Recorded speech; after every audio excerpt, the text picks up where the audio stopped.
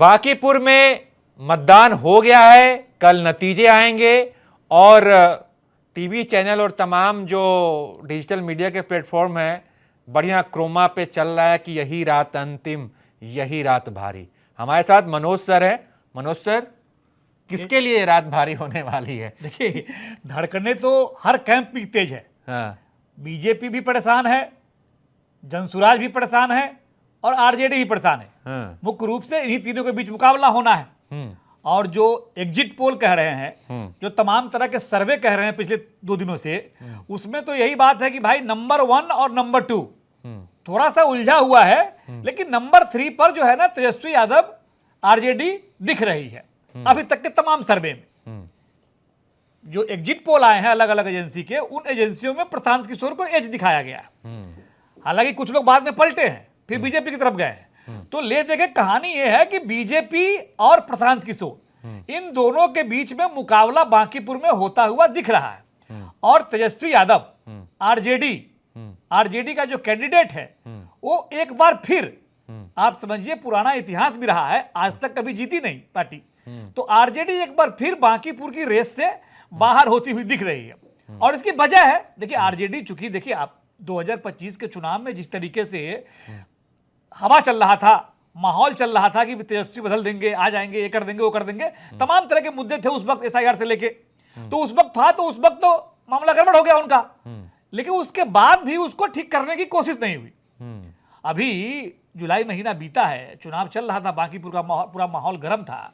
और आप देखे होइएगा कि तेजस्वी यादव जो है वो पार्टी का जो स्थापना दिवस कार्यक्रम था वो तय समय से 5 जुलाई से पहले कर दिया गया और पटना में कार्यक्रम हुआ। और कार्यक्रम इसलिए हुआ कि तेजस्वी यादव को विदेश जाना था। अच्छा। और सोशल मीडिया पर तमाम तरह की तस्वीरें चल रही हाँ, है, सूट बूट वाले एक फोटो भी आ रही है। लेकिन वो फैक्ट है कि वो विदेश गए थे, मतलब उनका यूरोप का दौरा था और उस दौरे की वजह से ही कार्यक्रम को थोड़ा प्रिपोन किया गया। तो ये तो फैक्ट है उनका अपना। और उसी दौरे की वजह से बांकीपुर में प्रचार भी लेट शुरू किया। उस हिसाब से अगर देखेंगे तो तमाम पार्टियां, नॉमिनेशन हो गया, तमाम पार्टियों ने जोर लगा दिया, बीजेपी ने तमाम घोड़े खोल दिए, सबको उतार दिया। प्रशांत किशोर भी गली गली में घूम रहे थे, उनके लोग भी घूम रहे थे। लेकिन आरजेडी की ओर से कोई बड़ा नेता, तेजस्वी यादव ही है ना, वही यादव और राबड़ी देवी तो उस तरीके से नहीं कंपेयर कर, लेकिन तेजस्वी यादव थे, तो तेजस्वी यादव तो चूंकि सीन से आउट थे, इसलिए उनका प्रचार नहीं हुआ। और उसका नतीजा किस लिए दिख रहा है कि आप तमाम एग्जिट पोल देखिए, तमाम चुनाव का कंपेयरिंग देखिए, सवाल देखिए, और जिस तरीके से मुसलमानों का मूड सामने आ रहा है, उसके हिसाब से है कि आरजेडी रेस से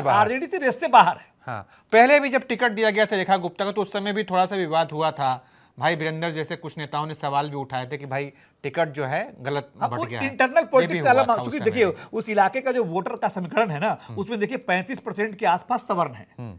और पिछले 2-3 चुनाव देखेंगे तो वहां कांग्रेस चुनाव लड़ती रही है इससे पहले भी, तो लेकिन कांग्रेस भी नहीं जीती। और इवन आप बात कीजिए तो 1995 से 1990 में लालू यादव सत्ता में आए थे पहली बार, और 1995 में जब पहली बार लालू यादव अपने दम पर विधानसभा चुनाव लड़ते, हाँ, जनता दल में जब बैलेट से जिंद निकला था 1995 में, आप समझिए पूरे बिहार में अप्रत्याशित सफलता मिली थी लालू यादव को।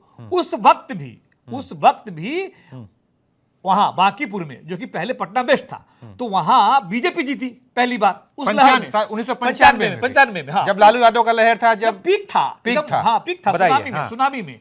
और उसके बाद तो फिर आप देख ही रहे लगातार नितिन नवीन और उनके पिता जीतते रहे वहां, तो कभी वहां आरजेडी को, लालू परिवार को, लालू यादव की पार्टी को जीतने का वहां मौका नहीं मिला। और सेम इस बार भी इतिहास रिपीट होता हुआ वहां आरजेडी के लिए दिख रहा है। मंजिल मिले ना मिले ये अलग बात है, हम कोशिश ना करें ये तो गलत बात है। तो मुझे लग रहा है कि यही तेजस्वी यादव कर रहे हैं। चुनाव में तो उन्होंने बिल्कुल भी ट्राई नहीं किया कि चलिए माहौल बनाते हैं, अपने फेवर में करते हैं, और शायद इसी वजह से तीसरे नंबर पे हैं। और तीसरे नंबर पे हैं तो भाई दूसरे पे कौन आएगा? या तो बीजेपी, या तो प्रशांत किशोर। और अगर पीके आते हैं तो भाई तेजस्वी यादव के लिए और भी मतलब दिक्कत वाली बात। हम लोग उस दिन भी बात कर रहे थे कि देखिए बिहार की राजनीति के लिए ये बड़ा टेस्ट है चुनाव, क्योंकि सम्राट, देखिए कई चीजें हो रही है ना इसमें। सम्राट चौधरी यानी बीजेपी का पहला मुख्यमंत्री बिहार में, और पहले मुख्यमंत्री की पहली परीक्षा, चुनावी परीक्षा पहली है।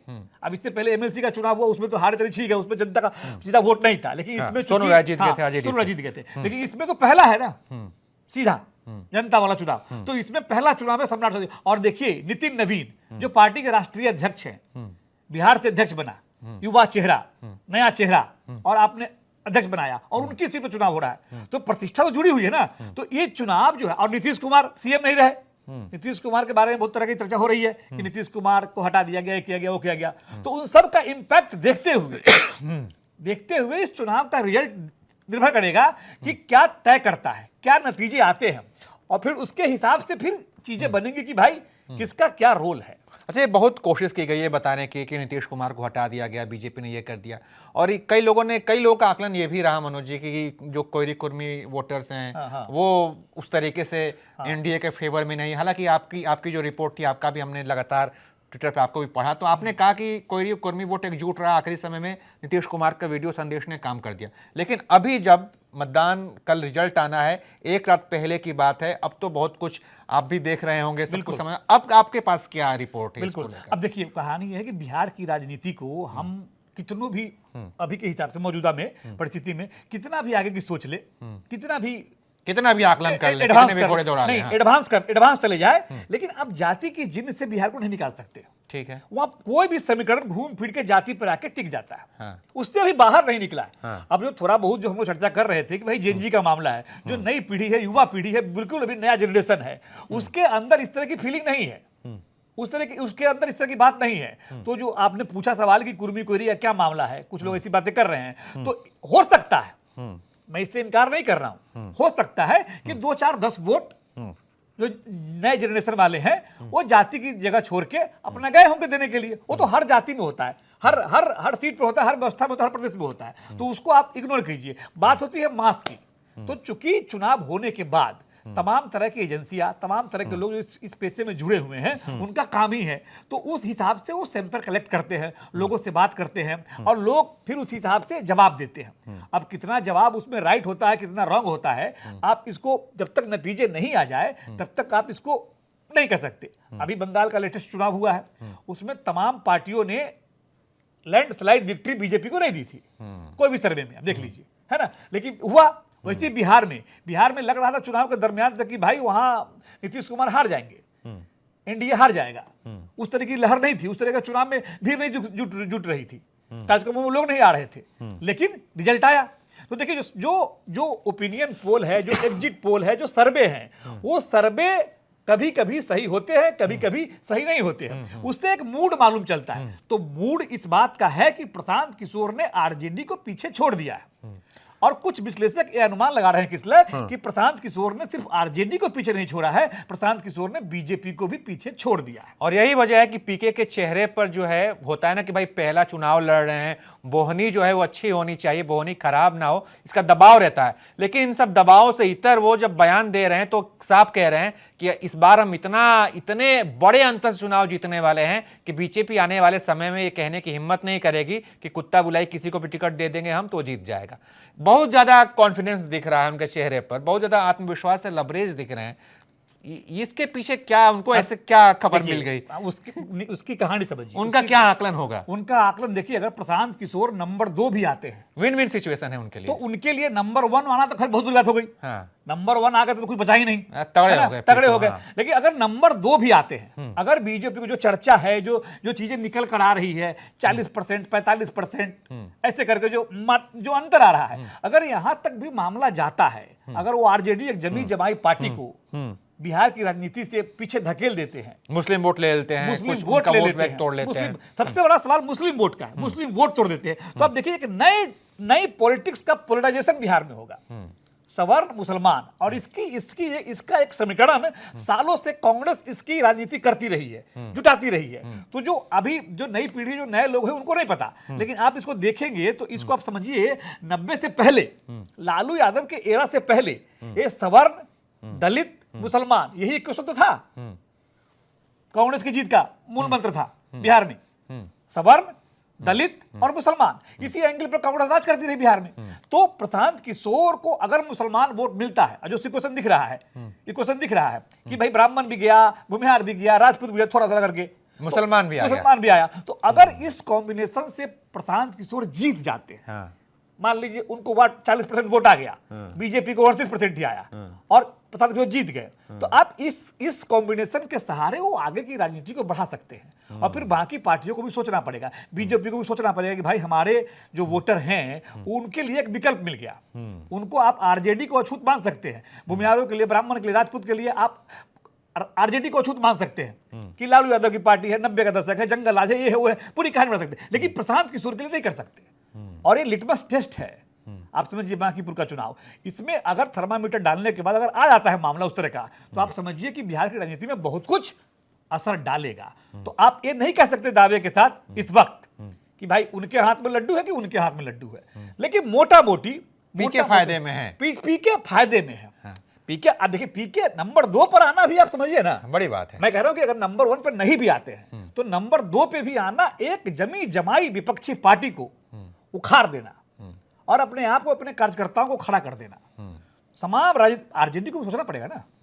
अगर पीके नंबर 2 पे आते हैं और मुसलमानों का वोट उस तरफ जाता है, शिफ्ट होता हुआ दिख रहा है आपको, अब जब नतीजे आएंगे तो सारा कुछ आ जाएगा ना उस हिसाब से कि कहाँ कितने वोट मिले, तो मुसलमानों का वोट फिर मैसेजिंग होगी ना कि मुसलमानों को एक विकल्प दिया, फिर आपको काम करना पड़ेगा, फिर तेजस्वी यादव को भी काम करना पड़ेगा अपने वोट बैंक के बीच में, बीजेपी को भी काम करना पड़ेगा अपने वोट बैंक के बीच में, तो वो सब चीजें अभी होंगी।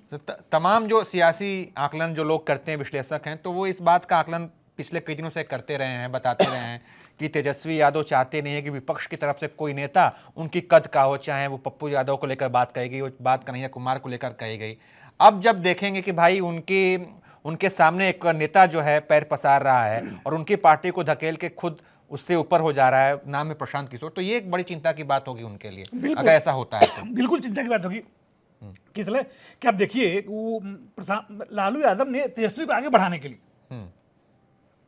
लालू यादव ने तेजस्वी को आगे बढ़ाने के लिए जिन लोगों का आपने नाम लिया उन लोगों को तो आगे नहीं आने दिया ना, साइड कर दिया, रास्ता बनाया, वो कर दिया। अब कहानी ये है कि भाई प्रशांत किशोर अपनी मेहनत पे आ रहे हैं ना। अगर प्रशांत किशोर उस जगह पर अपने लिए जगह बना रहे हैं बिहार की राजनीति में, तो अपने दम पे बना रहे हैं और इसमें कोई उनका योगदान नहीं है, इसको समझिए।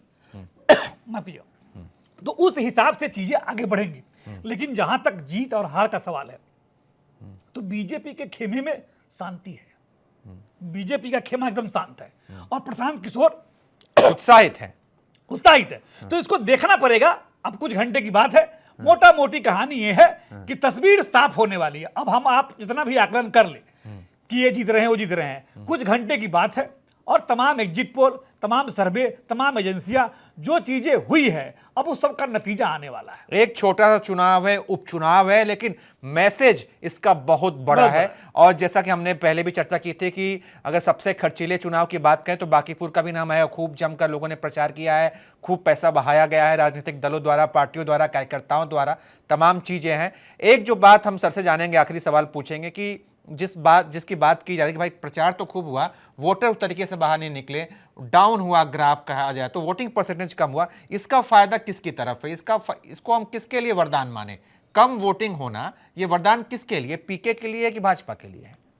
देखिए अमूमन ये माना जाता है पॉलिटिकल साइंस में, चुनावी साइंस में, इलेक्शन साइंस में माना जाता है कि जब आप बम्पर वोटिंग करवाते हैं, जब वो बम्पर वोटिंग होती है तो माना जाता है कि मौजूदा व्यवस्था के खिलाफ वोटिंग हो रही है। ठीक है, तो उस हिसाब से जिस तरीके से वोटिंग हुई है और वोटिंग की संख्या 34% के आसपास है, तो बांकीपुर चूंकि शहरी सीट है और यहां आप देखेंगे तो यहां अमूमन 34, 35, 36, 40 तक मामला गया है उस हिसाब से। ठीक है, तो उस हिसाब से वहां तक मामला गया है तो 34 भी आप खराब नहीं मानेंगे।